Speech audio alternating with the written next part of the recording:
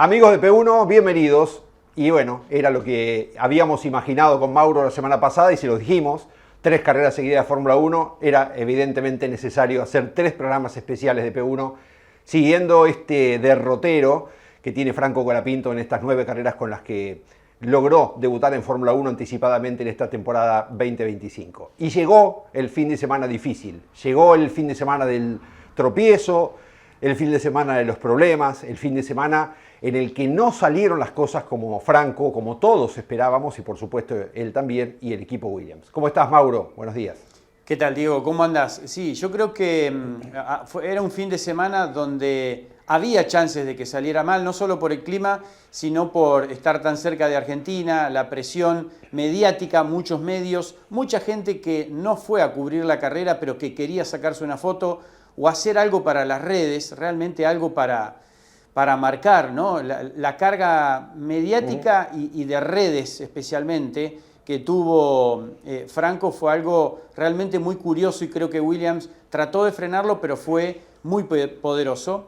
Pero claro, el viernes él recibe una noticia que es un mazazo porque perder un familiar es muy duro y especialmente su abuelo paterno, que vivía en Bahía Blanca, fallece el día viernes. Entonces, Diego, comienza un fin de semana muy complejo. Nunca olvidemos que Franco tiene solo 21 años.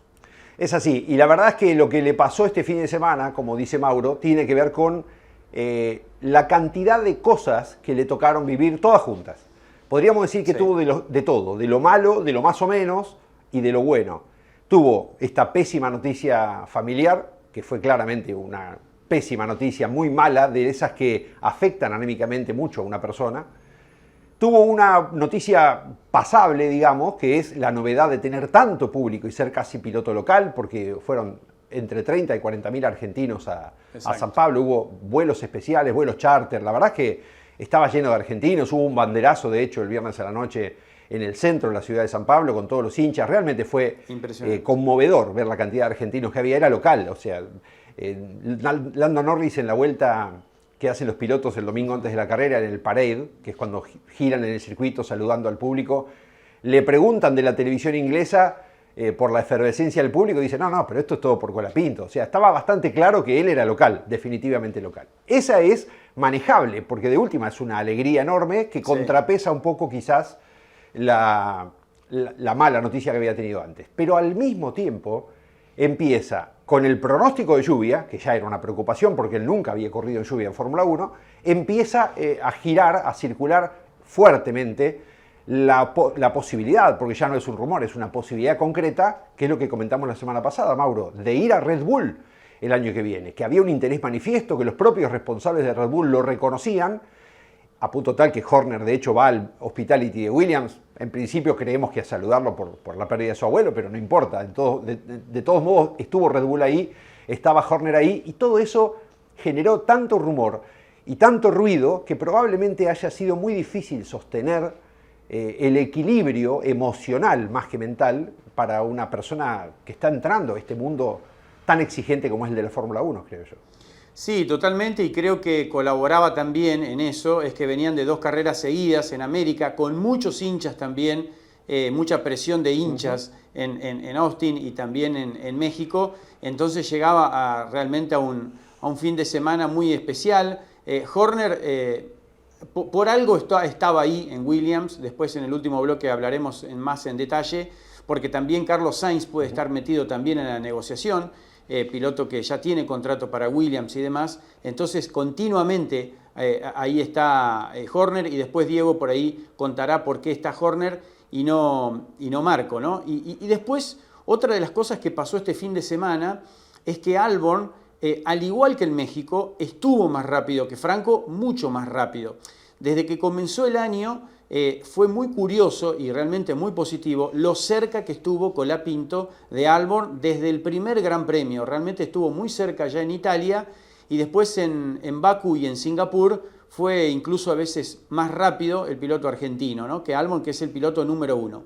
Ahora, es curioso lo que pasó en México y en Brasil, y acá sí quiero dar de baja todo tipo de conjeturas y demás, pero sí, y Albon lo dijo, después del Gran Premio de Austin, donde Colapinto encontró una forma de trabajar y un setup algo diferente, Albon reconoció que ya en México y en Brasil empezaban a utilizar ese camino. Y curiosamente, Albon empieza a ser mucho más veloz, Diego, que Colapinto en entrenamientos. Bueno, en México, más allá de lo que pasó después en la largada, fue mucho más rápido. ¿Tendrá algo que ver? ¿Habrán encontrado un camino diferente que Albon lo puede explotar un poco más?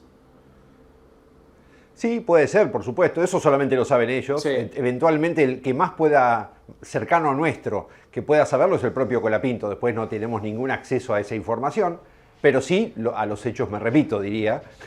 Desde que empezó Franco, también coincidiendo con la evolución del Williams, porque no dejemos de acordarnos que la carrera antes que entre Colapinto al equipo fue la gran evolución que tuvo el equipo con una modificación general que ya explicaste vos en detalle en Holanda, en el programa previo a Monza. Pero exactamente, en Países Bajos había tenido esa modificación y en la siguiente carrera ya entra Colapinto, con lo cual no es que Colapinto lleva la puesta a punto hacia un lugar superior, sino que el auto es mejor y quizás trabajando en dos caminos distintos, con Franco descubrieron algunas variables que pudo adoptar Albon para ser mejor, para ser más efectivo y tomar una distancia. Pero recordemos siempre, Mauro, que desde la...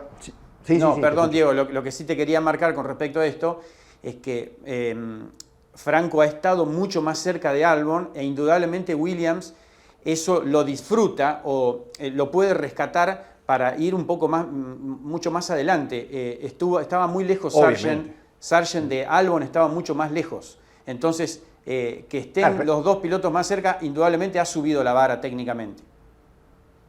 Por supuesto, el rendimiento de Colapinto es abismalmente superior al de Sargent e incluso el de Latifi antes. O sea, eso es indiscutible y es por lo cual se genera toda esta bola gigante, esta bola de nieve que parece no parar de crecer con las posibilidades que tiene Franco de crecer. Lo que digo, sí, es importante, es siempre dijimos, y todos lo podrán recordar mirando simplemente en este canal de YouTube de P1, lo que dijimos en la primera carrera es la referencia de Colapinto siempre es Albon.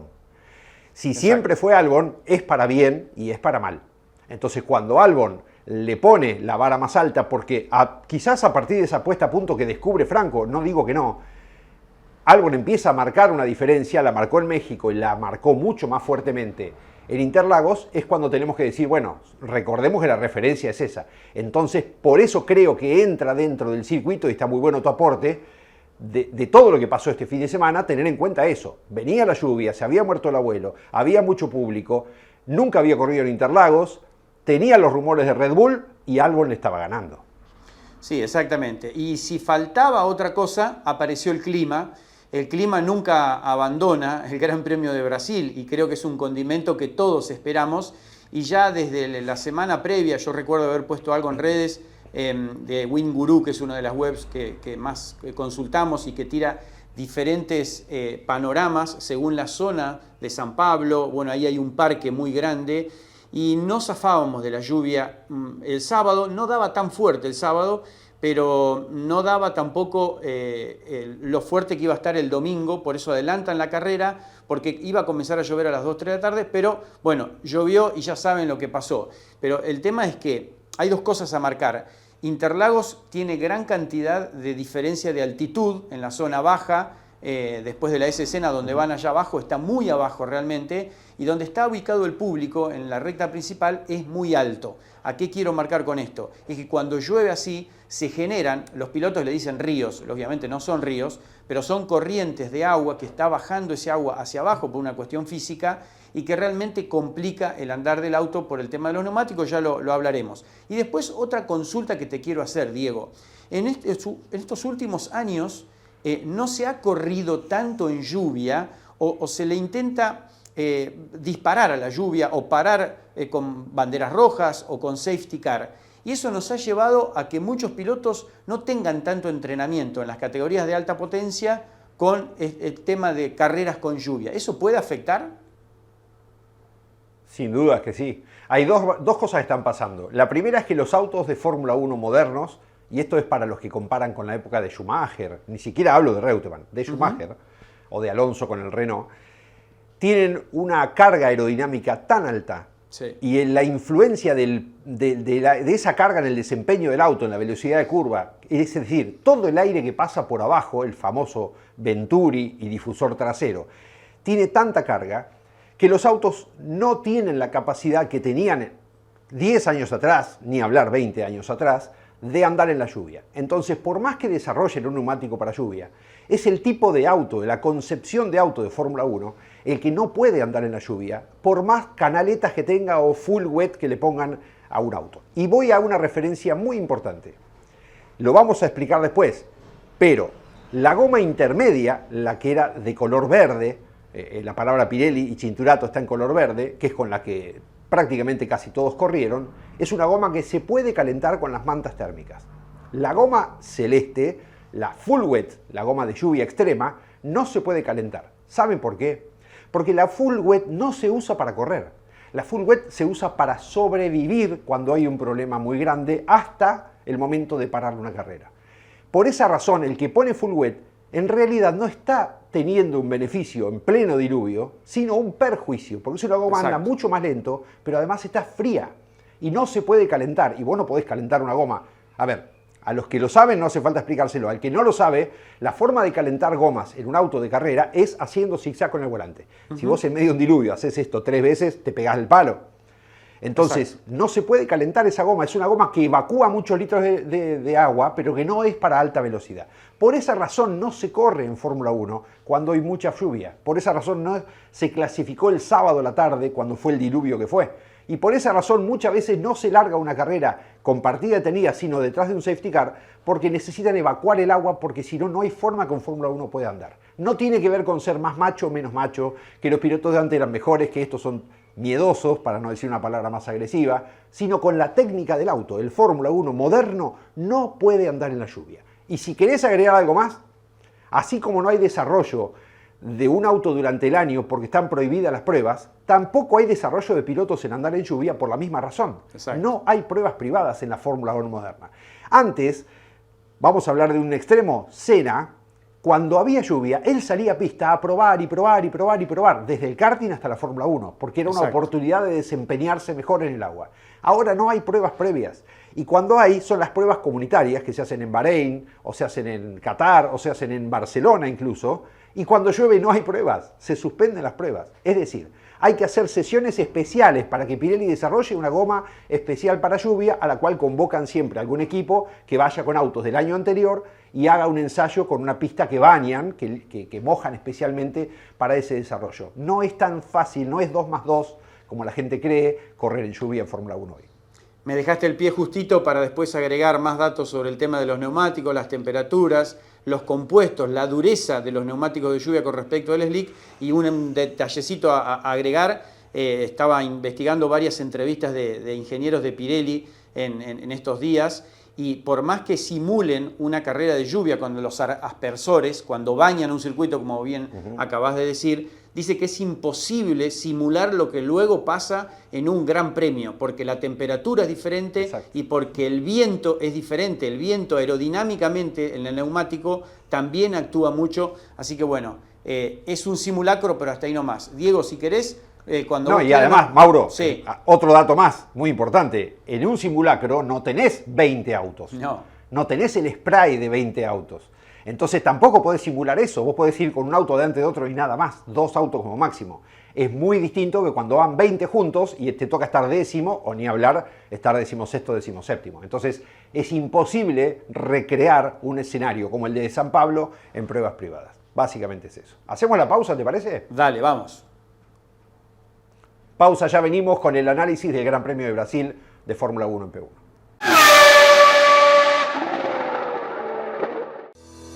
Si estás buscando un repuesto original o alternativo para tu vehículo importado, CBM Auto. Años de experiencia. Miles de clientes satisfechos. Importador directo desde Estados Unidos y Europa. cbmauto.com. Yo, Norberto Fontana, te lo recomiendo.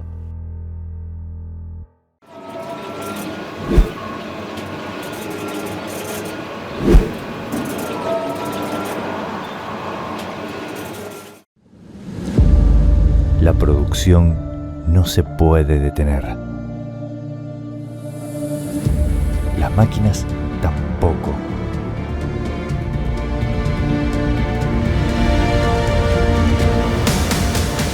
Urbi. Ingeniería industrial. Llegó Alemania Petrolhead Tour, un recorrido de 2000 kilómetros por la cuna del automóvil, en español, de la mano de Motorius y con todo incluido. La propuesta es simple, que hagas el mejor viaje de autos de tu vida, y para eso nosotros nos ocupamos de todo. Pasajes ida y vuelta desde tu país, de residencia, hoteles, comidas, traslados y, por supuesto, mostrarte lo mejor del mundo del automóvil en Alemania. Para más información nos escriben en el mail de pantalla y nos vemos en Alemania Petrolhead Tour. Desafía tus límites. Tonino es tu mejor opción. Si de bicicleta se trata, acércate a Tonino, el surtido más amplio. 40 años de trayectoria y siempre el mejor precio. 3 sucursales, Lomas de Zamora, Villa Madero y nuestra nueva bicicletería en Villaluro. Seguinos como Bicicletas Tonino. Los productores de seguros somos profesionales que damos respuestas. En Unibroker somos un equipo de más de 1.200 productores asesores, unidos para responder mejor a las necesidades de los asegurados. Unibroker, asistencia aseguradora, una compañía HMS. I'm looking for...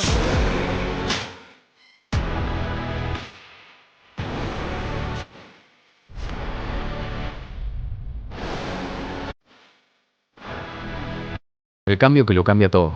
Renault Cardian.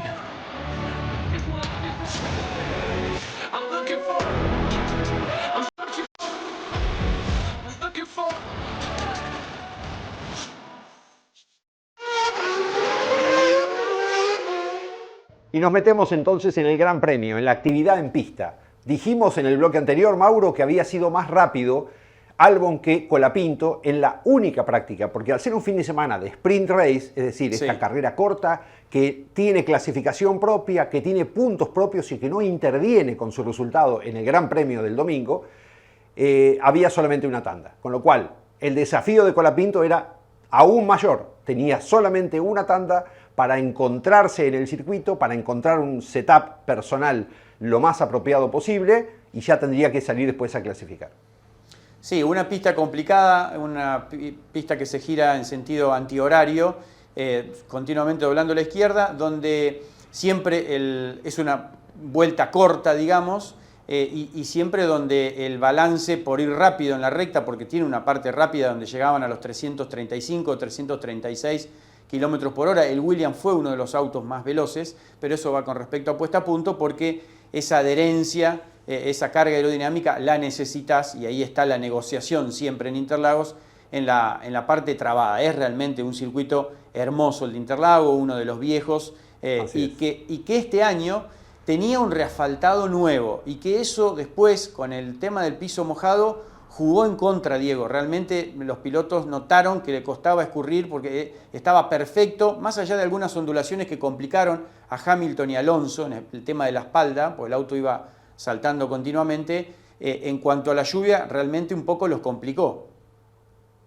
Sí, es cierto, los complicó porque el asfalto no estaba permeable al agua, como está siempre un asfalto cuando empieza a curarse, digamos, con el uso y con el paso del tiempo. Fue reasfaltado muy poco antes del Gran Premio y el diluvio hizo que sea casi como si fuera una bolsa de nylon, ¿no? Entonces el agua no escurría, quedaba ahí y había que sobrevivir arriba de ese pavimento. De todos modos, el viernes es una actividad con pista seca. En la primera tanda, Colapinto queda a 6 décimas de Albon, a 1 segundo de la punta, pero a 6 décimas de Albon. Él queda mucho más atrás, en el puesto, Colapinto, puesto 13. En cambio, Albon queda en el puesto 5. Y la diferencia de 6 décimas es lo que decíamos antes. Marca que Albon estaba mejor acostumbrado a la pista, o por lo menos que como la conocía de antes, se pudo adaptar más rápido al setup que tenían los Williams. Hasta ahí todo bien. Van a la clasificación para el sprint, que es la siguiente tanda. Colapinto hace una muy buena Q1 y una muy buena Q2, a pesar de lo cual lamentablemente queda muy poquito, por 4 centésimas, eliminado de pasar a la Q3.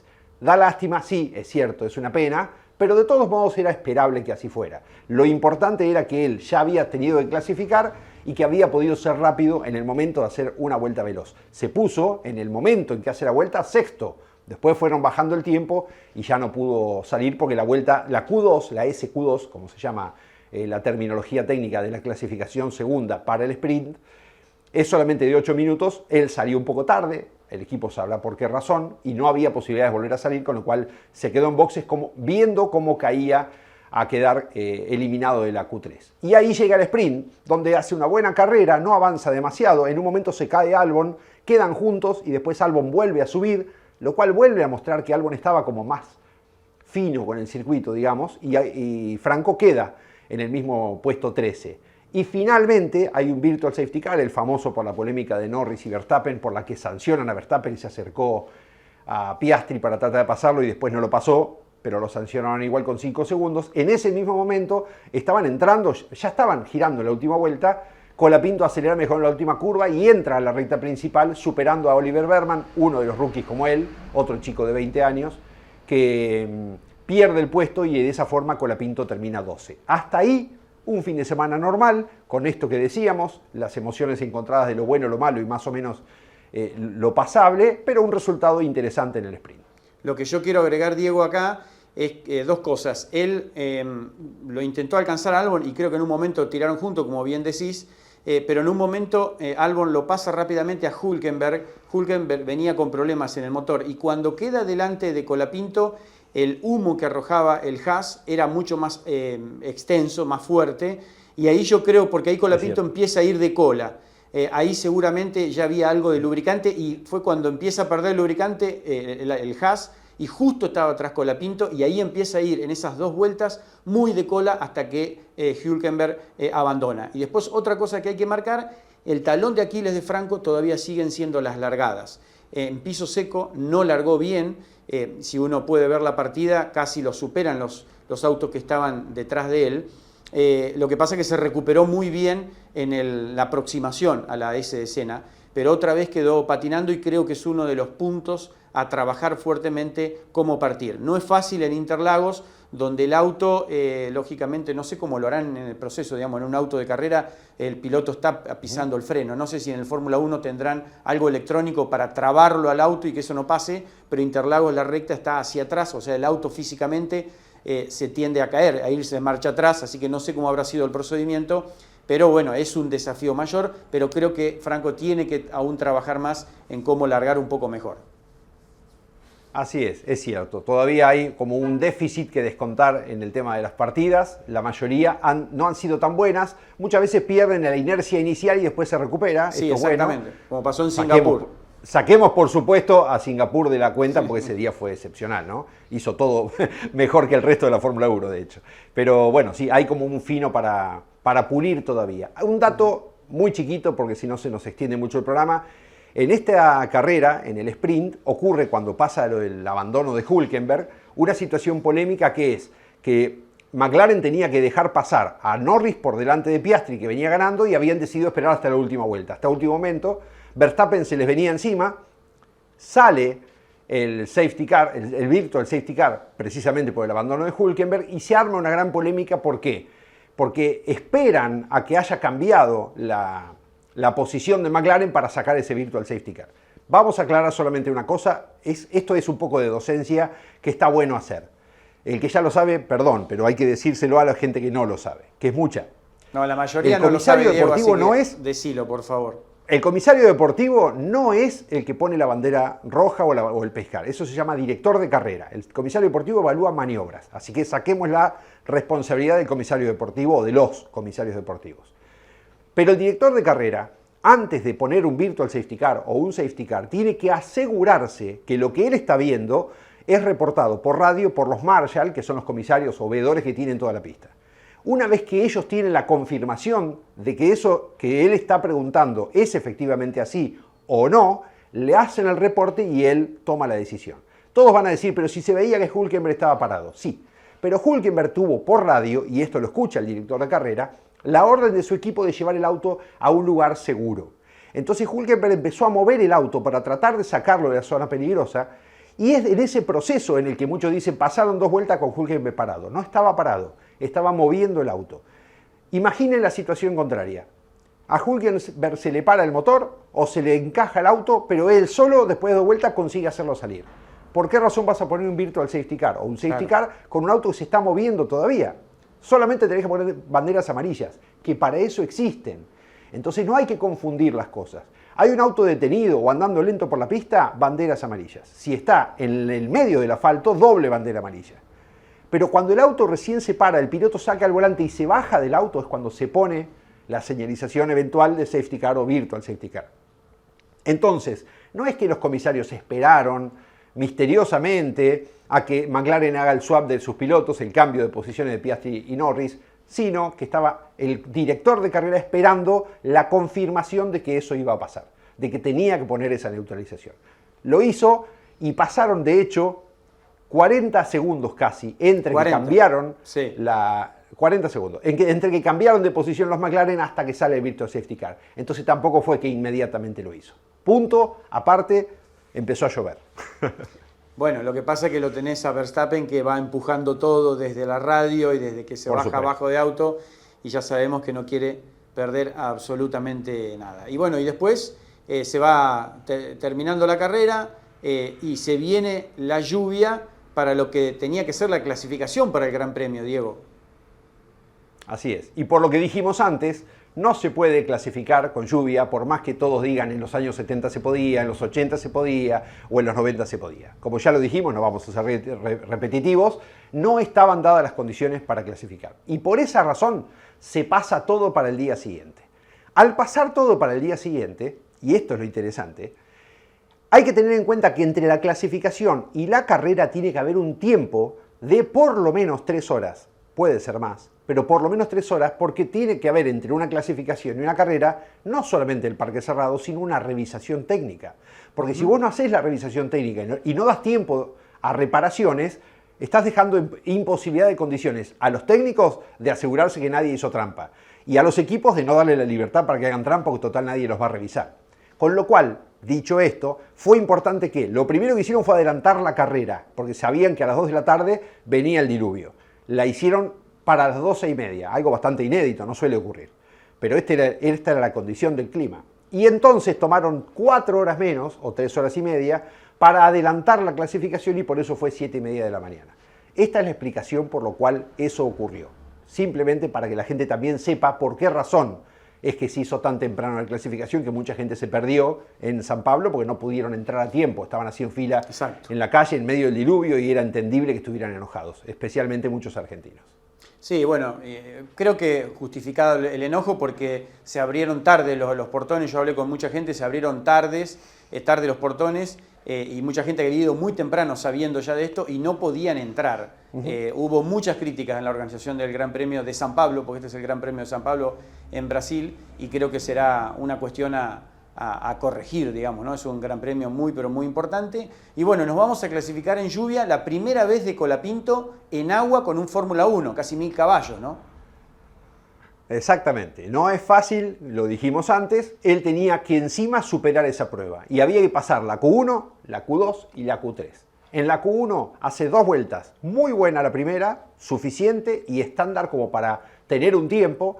La segunda lo sube muchísimo, acá tengo la referencia. Minuto 33.4 la primera, puesto 13, y minuto 31.2, puesto sexto. Exactamente, se pone sexto y va por la tercera vuelta. ¿Por qué? Porque como era una condición de pista cambiante todo el tiempo, no era que era una vuelta y parar. Era seguir en pista, todos tenían bastante combustible y había que mantenerse en pista bajando los tiempos porque iban a seguir progresando de esa forma. De hecho, lo acabas de decir, 1.33.4 contra 1.31.2. Es lo que bajó Colapinto de la primera a la segunda vuelta. Así estaba mejorando la pista y así el piloto iba tomando referencias para poder seguir evolucionando en el circuito. Y ahí llega el golpe en la entrada, después de una vuelta de enfriamiento, hace una vuelta rápida de nuevo, la tercera, y ahí llega el golpe en la escena, que pierde el auto primero cuando hace la curva 2, que es a la derecha, se le pone de costado, corrige, y cuando entra en la 3 lo pierde de atrás y se golpea. Lamentablemente son golpes que pueden pasar, de hecho le pasaron a muchos pilotos, hubo 4 banderas rojas más después, durante la clasificación, que incluyeron a tipos como Alonso y a Sainz, nada menos, además de Albon. Entonces no hay nada que reprochar, es algo que puede pasar, está el piloto tratando de ir avanzando y encima con la inexperiencia que tiene él sobre ese neumático, cómo se usa, ese sí era el full wet, el neumático de lluvia extrema, porque era la condición en la que se podía clasificar. Ahí conoció Franco Colapinto también el desempeño del neumático de lluvia extrema. Sí, exactamente. Williams se agarraba la cabeza con el golpe de Colapinto. Colapinto pensaba que el auto había quedado realmente muy, pero muy roto. Cuando le pregunta a su ingeniero, desde afuera se veía que era reparable. Lo que Williams no esperaba era el fuerte impacto de Albon al final de la recta. Ahí hay un tironeo, Diego, entre Williams y Albon. Albon en un principio, no sabemos si ahora se le habrán mostrado datos y fue demostrado un error. Albon estaba convencido de que había sido un error técnico, una falla técnica, mejor dicho, del freno, lo cual no deja de ser muy grave. Lo que se vio de afuera es que Albon venía muy pasado, muy rápido y frena sobre la zona pintada verde, y el impacto en el Williams es durísimo. Y ahí comienzan un grupo de conjeturas gigante, porque el auto de Albon visiblemente no estaba para ser reparado, porque el Gran Premio se adelanta hacia las 12:30, porque a las 2, 3 de la tarde se esperaba mucha lluvia en San Pablo, que es lo que después pasó. Por eso se adelanta, entonces no había manera de repararlo, pero el golpe realmente es muy duro y ahí empezamos a escuchar, lo suben a Colapinto porque el otro es piloto número 1. ¿Qué se pudiese haber hecho? Reglamentariamente, ¿qué se puede hacer? Mira, hay algunas piezas de los autos que no se pueden cambiar, que son del piloto, pero todas las que sí se pueden cambiar tienen que tener la misma especificación. Es decir, si pero el digo, equipo trajo para un piso aclarar, nuevo, para aclarar sí. antes, Albon no se podía subir al auto de Colapinto, o sea, hola, ¿qué tal? Traigo mi butaca y me subo. Eso aclarémoslo de entrada. Lo que se podía hacer es lo que estás contando. Eso no se podía hacer, no podía ocurrir. Bien. Lo que sí podían hacer era desarmar del auto de Colapinto todo lo que hiciera falta para el auto de Albon y armar el auto de Albon con el motor, la caja de Albon y todas las partes del auto de Colapinto que tuvieran la misma especificación. Esto es lo que estaba diciendo. Vos tenés un piso nuevo, lo probás el viernes, después te pegás la piña el sábado y no podés poner ese piso del viernes porque tenías roto el del sábado. Tenés que tener otro de la misma especificación, es decir, el mismo diseño de pieza de la que rompiste. Se puede reemplazar solamente por la misma especificación. Cuando un equipo tiene repuestos en los boxes, que tienen muchos cajones llenos de containers, llenos de repuestos, también incluido el monocasco adicional, como dijimos la semana pasada, cuando vos tenés todos esos repuestos, podés hacer una reparación más rápida. Ahora, si tenés los dos autos rotos y tenés que tomar la decisión de reparar uno, tenés que decidir primero quién es el que tiene prioridad. ¿El piloto 1 o el piloto 2? Si no hubiera una prioridad, porque la verdad que Albon tiene 12 puntos y Colapinto 5, no es que Albon tiene 50 puntos y Colapinto 5 nada más. Entonces tampoco es que en la posición del campeonato era mucho más meritorio lo de Albon que lo de Colapinto. Y encima Colapinto era local, 40.000 argentinos en las tribunas. Entonces no había una situación de piloto 1 o piloto 2 tan clara como para que se tomara la decisión. Pero una vez que se toma la decisión, si hubieran querido hacer que Albon corra la carrera, por la razón que sea, no importa, tenían que sacarle piezas al auto de Colapinto. No quedaba otra, porque no tenían tantos repuestos para los dos autos. Esto sí se puede hacer mientras, como dije, pongas piezas de la misma especificación. Pero nunca se puede cambiar el piloto de auto. El monocasco de Albon es el monocasco de Albon, el motor, la caja también, y lo que puedes traer son las piezas periféricas, suspensiones, piso, carrocería, todo lo que tengas externo del auto lo podés cambiar del auto de tu compañero de equipo. Pasa a ser tu compañero de equipo un proveedor de repuestos, básicamente. Claro. Es lo mismo sacarlo del container que del auto de al lado. Esa es la situación. Pero bueno, finalmente Williams decide que el auto de Albon no se puede reparar en tiempo y forma porque estaban estas 3 horas nada más de ventana para hacerlo y entonces arreglan el de Colapinto, que más allá de ser local estaba mucho menos roto también.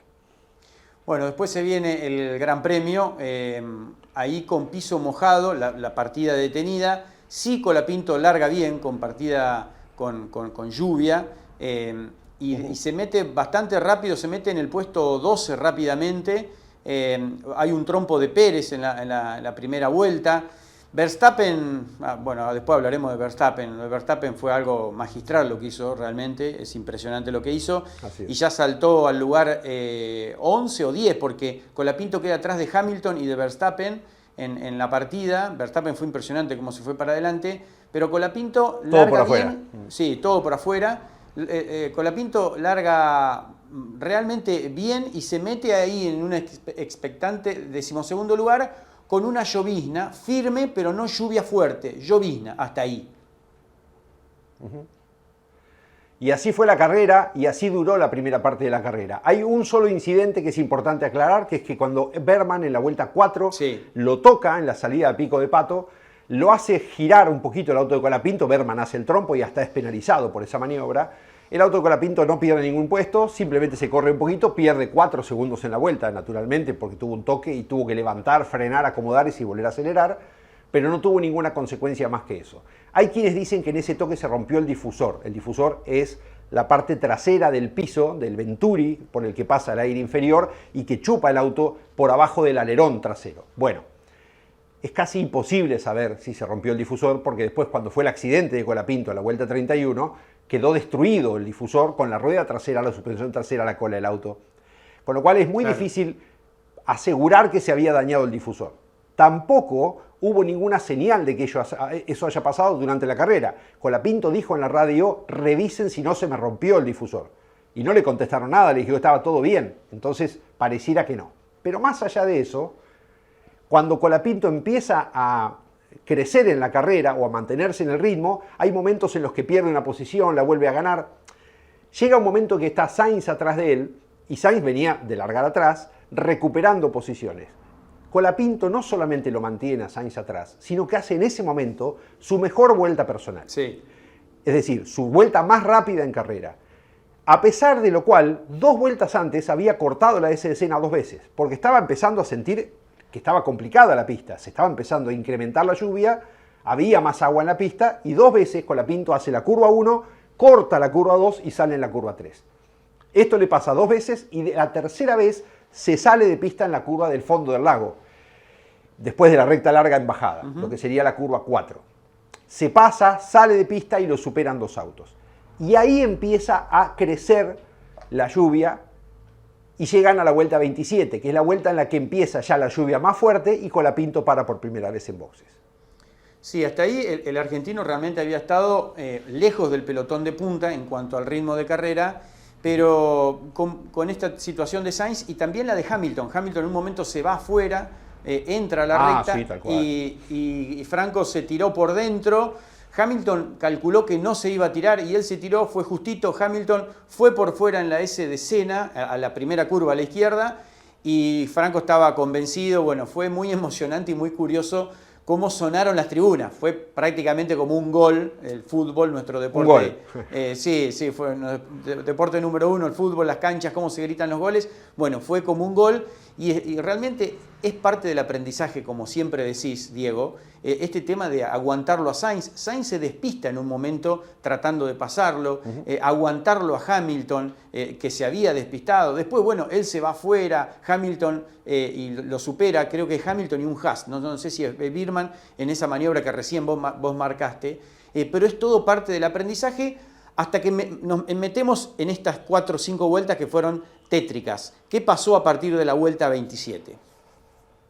Bueno, en la vuelta 27 para Colapinto a cambiar sus neumáticos intermedios de lluvia por nuevos neumáticos intermedios de lluvia. Cuando sale a la pista, Colapinto está en bandera verde, es decir, con pista habilitada a velocidad libre, y a los pocos segundos sale un virtual safety car producto de Hülkenberg, que había hecho un trompo en la curva 1 y estaba como colgado el auto, una rueda en el aire y no la podía sacar. Durante ese virtual safety car se produce la discusión, el entrevero entre Gaetan Diego, el ingeniero de pista de Colapinto, y el piloto argentino. Porque él le dice que necesita gomas full wet, las gomas de lluvia extrema, y su ingeniero le dice que no, que tiene que quedarse con esas gomas, que está lloviendo muy fuerte, que sabe que está muy duro allá afuera, así le dice, sé que está muy duro, modo supervivencia. Le da una serie de mensajes que vamos a reproducir, pero que en realidad lo que le está diciendo es, en este momento lo que hay que hacer en la carrera es mantenerse en la pista. Estaban con virtual safety car además, con lo cual no había velocidad libre. Y la discusión termina con un reto un poco fuerte, en el que le dice, de esto ya lo hablamos. Hacé tu trabajo y déjanos hacer el nuestro. Mantenete arriba de la apuesta y concéntrate, enfócate en no cometer errores. Eso es lo que le piden. Y Colapinto contesta, pero si me pones full wet, yo en 2 vueltas recupero lo que pierdo. Y ahí es donde le dicen definitivamente que no, que se quede en la pista. Sí, Como Colapinto estaba diciendo, y le dicen, y esto es importante, le dicen, mantener la temperatura lo mejor posible. No le están diciendo que las mantenga, que haga su mejor trabajo para mantener la temperatura. Colapinto contesta que no puede. Entonces le dicen que pare en boxes, porque salió el safety car justo en esa vuelta, producto de la cantidad de lluvia que estaba empezando a caer. Para en boxes y pone otra vez neumáticos verdes, intermedios de lluvia. ¿Por qué razón es esto? Porque son neumáticos que están calientes. A él le estaban pidiendo que mantenga la temperatura y él dijo que no podía. Le preguntan si quiere más ala delantera. Él dice que no tiene mucho sentido, que no cree que surta efecto. Efectivamente, no tiene mucho sentido. Alonso le pidió lo mismo y él también dijo que no lo quería. Y entonces para en boxes y lo que hacen es sacarle las gomas intermedias. Ya termino, Mauro, perdón. Y ponerle otra vez un juego de gomas intermedias, pero calientes. Y cuando digo calientes, es a 70 grados, que es lo que se puede calentar con la manta térmica un neumático de lluvia. Sí, exactamente. Ahí quería agregar algunas cosas. El caucho de Pirelli, como lo sabéis, el caucho liso, el slick, está clasificado por C1, C2, C3, C4, C5.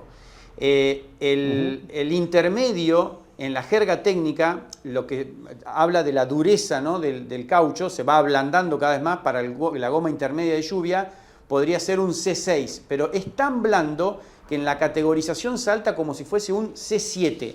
Pasa un gran salto, es mucho más blando. Claro. Y el full wet es C9 en la jerga de Pirelli, es muchísimo más blando. Y ahí está el tema de las ventanas de temperatura, ¿no? Tengo entendido, Diego, pero bueno, que al neumático slick llevarlo a 70, creo que el intermedio está limitado a 60 grados por una cuestión de la graduación del caucho, porque el caucho es realmente muy blando, entonces lo llevan a 60 grados, más no lo pueden llevar porque ya el caucho es mucho más blando al ser de lluvia. Convengamos que un intermedio licúa entre 35 y 40 litros por segundo a 300 kilómetros por hora por neumático. Estamos hablando de 150, 160 litros hacia atrás por segundo entre los 4 neumáticos. Es realmente impresionante el spray con respecto a esto que decía Diego. Y la ventana de trabajo de una goma slick trabaja entre los 90, 100 y 110. Ya si te pasás de 110, realmente el neumático comienza a complicarse. Pero eso no es con la goma de lluvia, Mauro, ¿eh? No es con la goma de lluvia. No es con la goma de lluvia. La temperatura de trabajo es 80 grados. ¿Por qué? Exacto. Porque el auto va con el neumático apoyado en el agua. Entonces es imposible que vaya a 100 grados. Ese neumático, justamente por lo blando que es, tiene que trabajar en un rango menor. El rango de temperatura es de 80 a 90 grados. Con 80 tiene el 100%. Pero escuchá esto, es interesante. Con 60 grados tiene el 97% de rendimiento. Es decir, no es tan difícil mantenerlo a la temperatura. Sí, y el otro detalle es que si se enfría de más, no solo que pierde, digamos, estabilidad o adherencia dentro de ya el marco de lluvia, que es complicado, estamos hablando del neumático intermedio, sino que si se baja demasiado la temperatura, empieza a haber algunas fisuras en la banda de rodamiento, en el caucho, que después, si lo lográs entrar en temperatura y el piso se empieza como a semisecar, digamos, o a llover un poco menos para usar la goma intermedia, si se te enfrió demasiado, esas microfisuras empiezan a hacerlo inútil al neumático y lo tenés que cambiar. Por eso insisten en mantener siempre la temperatura de esa goma intermedia. Bueno, por esta razón es que cuando para Colapinto, bajo safety car, repito, y muchos dijeron, los pilotos pedían un safety car o una bandera roja. Lo pidió Alonso, lo dijo Berman, lo dijo incluso Piastri también. Pero la FIA no es que hizo oídos sordos de esto. Una vuelta de pista en verde hubo, después del virtual safety car, y nuevamente pusieron el safety car, porque lo estaban pidiendo los pilotos y porque la condición de pista efectivamente era esa. Repito, el director de carrera no puede guiarse solamente por lo que dicen los pilotos, tiene que constatar la información que le dan. Sabían que había un río en la curva 2, sabía que había un río en la curva 3, eran los dos lugares más críticos del circuito, lo dijo Alonso en la radio también, y entonces después de tanto pedido ponen el safety car. Cuando ponen el safety car es cuando Colapinto está yendo por la pista discutiendo con su ingeniero. Y entonces por esa razón para en boxes y le vuelven a poner neumáticos que, como explicaste recién vos perfectamente, estaban calientes, estaban en el rango de temperatura de uso. Sale Franco a la pista y está lejos de Berman. De hecho, en el momento del accidente, cuando termina la vuelta, él está entrando a la recta y Bergman está en la curva 1, toda la recta de distancia. Pero estaban bajo safety car. No había apuro por llegar a la cola del penúltimo, si él era el último, porque todavía tenía tiempo, por lo menos iba a pasar una vuelta más. Entonces, lo que pasó, y este es lo que creo que tiene que aprender Franco básicamente, es que más allá de haber tenido una discusión en la que le dijeron, acordate que esto ya lo charlamos, con lo cual están repitiendo una charla previa en la que claramente hubo una necesidad de que él haga caso a ciertas instrucciones. Sí, algo pasó. Estaba bajo safety car, estaban bajo safety car. Y golpearse bajo safety car, por más que la condición sea la que era, nos remite también a pensar que se golpeó Stroll en la vuelta previa. Y ni es un burro Stroll porque se haya pegado en la vuelta previa, ni Franco fue una víctima porque se pegó con Pescar. Los dos se pegaron en condición de seguridad porque no tenían que andar rápido. Franco tenía que recuperar la distancia hasta llegar a Bergman, pero estaban con Pescar, tenía toda una vuelta por lo menos, y seguramente iba a ser más porque estaba en su peor momento de la lluvia, para hacerlo, con lo cual hay un apresuramiento. Pero lo más importante es no perder la cabeza. Y yo creo que ahí hubo una situación en la que él perdió un poco la cabeza. Pero la perdió en función de la ansiedad, de querer resolver las cosas. El equipo tiene la mirada completa de lo que está pasando. No solamente con Colapinto y la opinión del piloto que hay que escuchar, sino también estaba todo el equipo Williams entero dedicado a Colapinto porque Albon no corría. Exacto. Entonces me parece que es importante también darse cuenta de esto. No es que el equipo no escuchó al piloto y no se dieron cuenta que se estaban equivocando. ¿A ustedes les parece que tantas personas con tanta experiencia van a cometer todas el mismo error y Colapinto era el que tenía razón? No, sí, indudablemente, y hay que tomar con pinzas esa llamada de atención del ingeniero cuando lo corta en la conversación, directamente como diciendo, no, basta, no te quiero escuchar con respecto a esto, ya lo hablamos, vos haces tu trabajo y nosotros hacemos el nuestro. Tal vez Diego haya habido algún tirón de orejas, algo cuando por ahí subestimó tras aquel gran premio en Austin y en Texas, donde la estrategia, y él dijo, bueno amigo, sigamos con la gomita esta, salgamos y aguantemos, como que lo minimizó a la estrategia, yo me voy a hacer ingeniero de estrategias si el año que viene no tengo butaca. Yo sé que lo dice desde el humor y a todos nos encanta, pero creo que más con la idiosincrasia inglesa, un equipo inglés, pero además un equipo de Fórmula 1, esas cosas no sé si gusta que salgan a la luz. No quiero borrar la frescura de Franco, pero internamente yo no sé si eso gustó demasiado y yo lo ataría a este reto ahí de Interlagos. Es probable. Yo creo que tiene algo que ver con eso, porque fue muy terminante la forma en que lo cayó. Le dijo no. Y si esto ya lo hablamos, acordate. Entonces se está remitiendo a una conversación previa que tiene que ver con la estrategia y con las decisiones que toman. Recordemos, Mauro, que nosotros estábamos orgullosos, hasta hace nada más que una semana, de cómo el equipo le hace caso a Colapinto, cómo escucha su opinión. Entonces no puede cambiar todo tanto. De hecho, en México no estaba Gaetan Diego, el ingeniero por un tema familiar había estado en España y hubo un ingeniero suplente y todo el mundo reclamaba cómo le sacaban el ingeniero, que con ese se lleva bien. Ahora resulta que tienen un desacuerdo y pasa a ser un estúpido y no es así tampoco. Entonces, creo que la efervescencia argentina es altísima siempre. Que Franco fue subiendo la vara, indudablemente. Entonces él generó que tengamos cada vez más expectativas. Pero esto, más allá de lo duro y económicamente además duro para el equipo, que es un impacto tan fuerte, o dos impactos en el caso de Albon también, tiene que servirle a Franco para darse cuenta que está en Fórmula 1.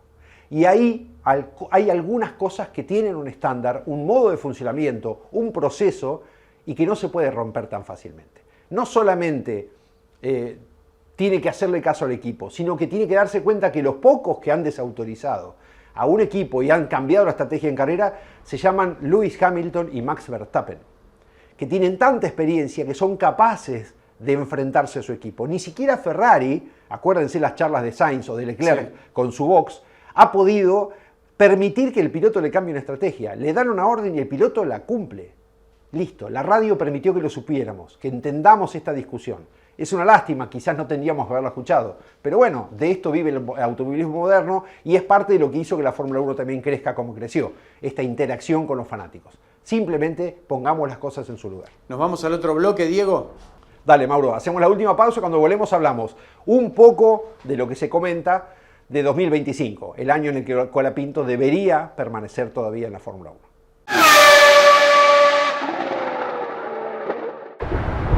Nadie imaginaba que un Mustang podría ser eléctrico. Nadie imaginaba que un eléctrico podía ser un Mustang.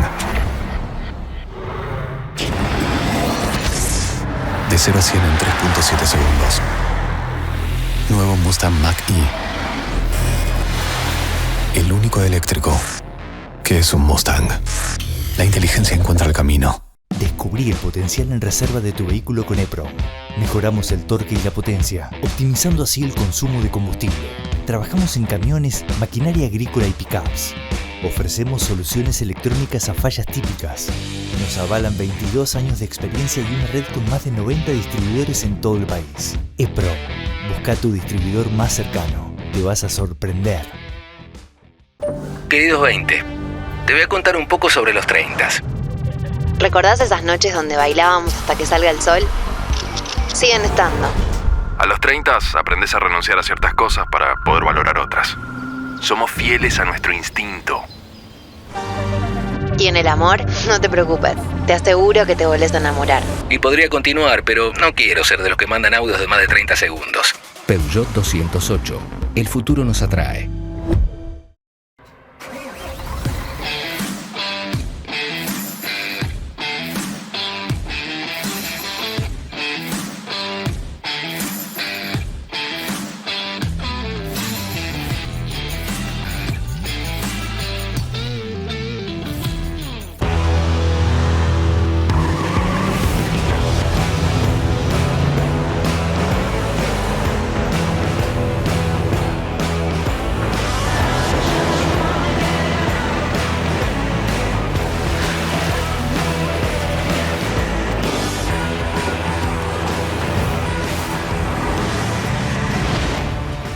Hilux, confianza indestructible. Visita toyota.com.ar. Este es un baile que tiene un ritmo y cuando vos entras en el baile tenés que bailar al ritmo del baile, no quieras ir en contra del ritmo.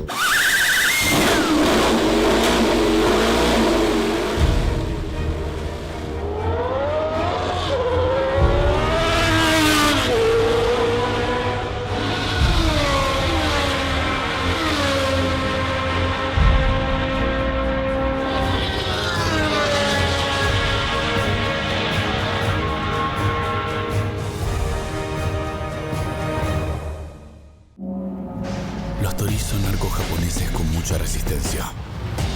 La Nissan Frontier también. Por eso ahora tiene un año más de garantía.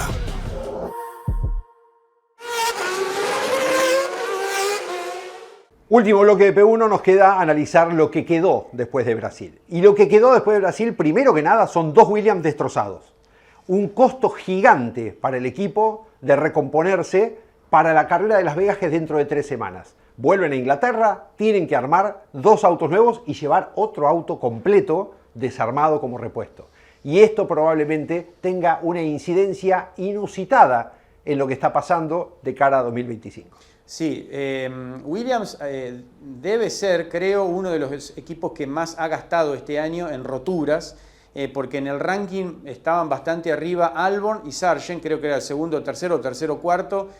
Quien más roturas y consumo económico le ha significado al equipo es Pérez a Red Bull, por bueno, ha tenido varios choques, bueno, el de Mónaco, bueno, otra vez el de Bakú, pero creo que lo de Sargent, Albon y ahora sumado otra vez de Albon, que Albon realmente, marquémoslo, ¿no? Estamos hablando de un tipo que ya tiene más de 100 carreras en la Fórmula 1 y tiene muchos choques, más lo de Franco. Creo que a Williams se le va a presentar algo complejo. Y quería marcar un temita que lo había dicho yo en redes y creo que mucha gente se quedó pensando. Cuando un argentino, Diego, un piloto argentino, le pasan estas cosas, le duele de otra manera que a un piloto inglés, que a un piloto italiano, que a un piloto francés.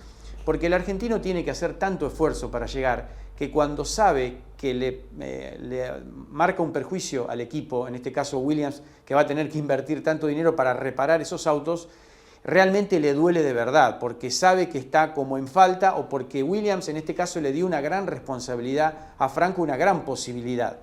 Entonces, creo que en la entrevista en el corralito cuando se baja, había dos Franco Colapinto, el de Bakú cuando se pega y hablaba con la frente en alto y él decía esto ya pasó y ya rápidamente se recuperó, y acá creo que sintió la trompada, ¿no? Realmente siente que al equipo le causó un perjuicio, además de lo de Albon 4 o 5 horas antes.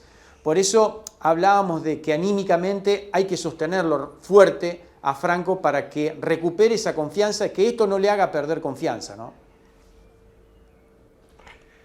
Voy a disentir un poquito con vos. Y está bueno que esto pase, porque es una improvisación en vivo, la verdad que está ocurriendo así estamos grabando el programa. Bien. Yo tengo la idea de que el equipo Williams le pidió a Franco que se mantenga en pista y que haga el modo supervivencia que le estaban pidiendo, porque en pocos minutos paraba la lluvia, porque confían que si él está ahí es porque es un buen piloto. Si no, no estaría arriba en Fórmula 1. La Fórmula 1 es una trituradora de pilotos, pero no en el mal sentido, en el sentido bueno. Absoluta competencia, pero competencia extrema. Cuando a un piloto de Fórmula 1 le piden algo, lo tiene que hacer y punto. Y no estoy yendo a la desobediencia o al cuestionamiento, sino a la capacidad de hacerlo. Franco Colapinto chocó en Bakú, se bajó con esa temple y ahora no creo que se haya bajado. Y esta es mi diferencia de opinión con respecto a lo que estás diciendo, Mauro. No creo que haya sido por las pérdidas económicas. Repito, es mi opinión. Creo que es porque se mandó una cagada. Y sabe que se mandó una cagada. Estoy de acuerdo, sí. Y esa cagada le pesa porque sabe que discutió con el ingeniero, que no hizo lo que le pidieron y que encima no sobrevivió como le pidieron. Le pidieron que se mantenga arriba de la pista y chocó. Entonces, más allá de culpas que no puede echar porque Williams le dio esta oportunidad que es de oro, Franco Colapinto lo que creo que hizo al estar tan triste o tan apesadumbrado no era pensar en las roturas, sino en lo que está pasando. Está en las grandes ligas, está ahí arriba y ahí no podés fallar. Está entre los 20, ¿no? Entre los 20. Exactamente, son una cruz roja, no un tilde verde. Y ahí es donde tenemos un problema. Entonces me parece que Franco Colapinto lo que tiene que aprender de esto es a ser piloto de Fórmula 1. Y este era quizás el examen más duro que en algún momento iba a tener que pasar. Sí, indudablemente el Gran Premio de Brasil iba a ser duro y después si uno ve los resultados con el diario del lunes, aún es peor que Alpine se haya llegado un segundo y tercer puesto, que a Williams lo ejecuta en la tabla de constructores, Diego. No, es imposible que en 3 carreras puedan pelearle el lugar a Alpine. Exacto. Y por eso creo yo también, Williams estaba necesitando que él termine la carrera, porque más allá del resultado podían chocar, irse de pista los Alpine, no se sabe qué pasaba en una condición extrema como esa. Ellos tenían que terminar porque primero hay que terminar, después ves en qué posición. Pero estaban perdiendo ese posible 8º lugar del campeonato de constructores que representa mucho dinero. Y acá entramos a hablar de plata, sí. Porque Williams no solamente pierde dinero con lo que tiene que arreglar ahora, sino porque no va a poder ser 8º en el campeonato de constructores, salvo un milagro que difícilmente ocurra en estas 3 carreras. Entonces acá es donde pesa quizás la intención de Red Bull de llevarse a Colapinto con un desembolso de dinero que Williams no tiene de dónde sacar si no es de esa forma. Porque recordemos que Sainz y Albon, los 2 pilotos del año que viene, son pilotos pagos. Sí, y ya para ir dándole una vuelta final a este P1, otro P1 especial por la llegada de Franco Colapinto a la Fórmula 1, acabás de dar el pie al cierre del programa, que es hablar del 2025. En Brasil explotó este rumor, ya que era de a poquitito, empezó a crecer, pero en Brasil realmente explotó de la posible llegada de Colapinto, no solo a la familia Red Bull, sino al equipo principal de Red Bull, donde parecía que Lawson, en el virtual retiro del equipo de Pérez, que creo que se va a dar por una cuestión de sponsors mexicanos y demás dentro del equipo, Lawson se lo creía dentro. Pero en Brasil muchos dicen que puede estar ahí Colapinto. Me resultó extraño lo que dijo Jos Verstappen, que reconoce que Colapinto, el padre de Max, que no sé, vos me dirás si es muy influyente o no en la decisión, dijo: Colapinto es realmente un gran piloto, pero todavía hay que verlo en más carreras, me gustaría verlo en una temporada completa, y él dijo: yo creo que Lawson sería el compañero ideal para Max. ¿Cuántas cosas estarán pasando ahora? Hablaron los representantes de Franco, no han dado nada confirmado, pero sí negociaciones hay porque James Bowles las reconoció, no sé si está Sainz metido en el medio, pero bueno, lo distinto, a diferencia de lo que hablamos después del Gran Premio de México, es que Red Bull, el equipo principal, estaría en esta posible tómbola donde una butaca, la segunda butaca, lógicamente, sería para Colapinto. Bueno, no lo sabemos, no tenemos cómo saberlo. Hay quienes dicen tener la confirmación. Nuestro colega y amigo Rubén Daray dio por hecho que va a ir al equipo Red Bull. Él sabrá por qué lo dice. No creo que no sea serio Daray por decir esto. Debe tener claramente alguna información. Y a lo largo del viernes se dijo todo esto. Ahora hay que saber qué pasa y no tenemos cómo saberlo. Dos escenarios posibles es Williams que se quede con Colapinto y mande a Sainz con la cláusula gatillo que tiene en su contrato aparentemente de poder salir cuando quiera para Red Bull a cambio de un dinero muy importante, siempre va a ser a cambio de dinero importante. La segunda opción es que vaya Colapinto al mundo Red Bull, sea en Red Bull o sea en Racing Bull, y eso tampoco creo que esté definido. Lo que sí es importante que tengamos en cuenta es, Horner fue el que fue al Hospitality y se hizo mostrar delante de todo el mundo en San Pablo al Hospitality de Williams, y no Marco, que es el que creó la escuela, la Academia de Pilotos de Red Bull, con la que se alimentaron siempre a los dos equipos de Fórmula 1 de la marca.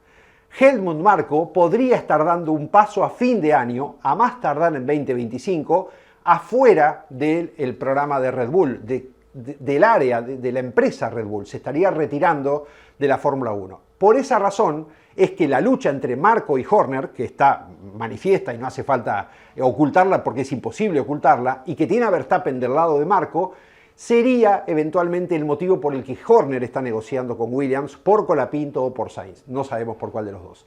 Pero Horner sería la cara visible de Red Bull de aquí en adelante, incluso para el programa de jóvenes pilotos. Esto es algo que se puede saber y hay que esperar de todos modos que se sepa con una confirmación oficial después. Hasta este momento nadie va a confirmar absolutamente nada y es lógico que así sea. Yo creo que hay que tener en cuenta muchas cosas y mirar más allá del 2025, sino en el 2026, donde cambia el reglamento. Dos cositas que me gustaría saber es si esto de Sainz, si llegara a ir a Red Bull, si tiene alguna relación con la familia Sainz, que Carlos Sainz padre ha entrado en un gran contrato con Ford para el tema del Dakar y demás, y están muy bien la relación entre la marca Ford y la familia Sainz. Ford no va a ser quien va a construir directamente el motor, pero sí Ford ingresa a la Fórmula 1 a través de Red Bull en el 2026. Entonces me gustaría saber esa cosa. Y después, el tema es si Verstappen se va a mantener en Red Bull en el 2026, Diego. Esa es otra gran pregunta también, ¿no? Para mí se va a ir. Para mí después del 2025 Verstappen se va y probablemente el camino sea Aston Martin. Se puede retirar a Alonso, ir Verstappen en su lugar. Verstappen tendría a Adrian Newey, que es el diseñador que se fue de Red Bull a Aston Martin, y los motores Honda, que es con los que ganó. Con todo lo que ganó Verstappen lo ganó con Honda. Además de la mala relación que tiene con Christian Horner. Y si se va Helmut Marko, que es quien está atado contractualmente con Verstappen, todo cerraría para que Max se vaya a final de 2025. Pero tampoco lo podemos saber. Solo son conjeturas, Mauro, que tenemos que mencionar para que la gente entienda cuál es el escenario en el que se está discutiendo. Bueno, perfecto, Diego. Creo que hemos dado un buen panorama después del Gran Premio de Brasil. Nos quedan todavía varios P1 guardados. Ya no quiero decir porque no quiero quedar mal de lo que se viene. Bueno, viene ahora el turismo carretera en La Pampa. Ya en el cierre de la definición va a quedar solamente una carrera para definir el campeón y por supuesto que P1 ahí va a estar. La Fórmula 1 va a estar en Las Vegas. Tenemos esa historia de Pechito con Le Mans que ya ahora sí próximamente va a salir en el aire de P1, así que te mando un abrazo grande y gracias por compartir todos los conocimientos como siempre. Un abrazo grande, Mauro, lo mismo para toda la audiencia de P1. La semana que viene nos encontramos aquí nuevamente. Hasta entonces.